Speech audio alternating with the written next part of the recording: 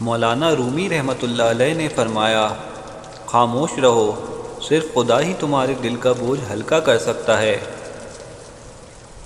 انسان کا دل اور نظر قابو میں نہ ہو تو وسوسے پیدا ہوتے ہیں۔ اگر تمہیں ارد گرد اندھیرا نظر آ رہا ہے تو ایک بار پھر دوبارہ غور سے دیکھو، ہو سکتا ہے تم خود ہی روشنی ہو۔ جینا چاہتے ہو تو پرندوں سے سیکھو، کیونکہ جب وہ چہکتے ہیں تو انہیں پرواہ نہیں ہوتی کہ ان کا چہکنا کس کس کو ناگوار گزرتا ہے۔ اپنا حق چھوڑنا بھی صدقہ ہے، خالی غصہ ذبح کر دیا کرو، یہ بھی صدقہ ہے۔ جو شخص خوشگوار زندگی بسر کرتا ہے وہ تلخ موت مرتا ہے۔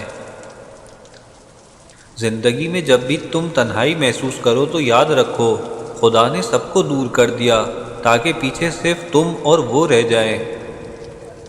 یاد رکھو، امن کا دروازہ تمہاری اپنی ہی ذات میں کھلتا ہے۔ جو درد تم محسوس کرتے ہو وہ پیغامات ہیں، انہیں غور سے سنو۔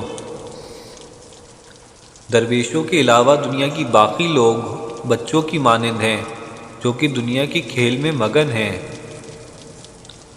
اللہ تعالیٰ جب کسی بندے سے ناراض ہوتا ہے تو اسے پاکیزہ لوگوں کی عیب جوئی میں مشغول کر دیتا ہے۔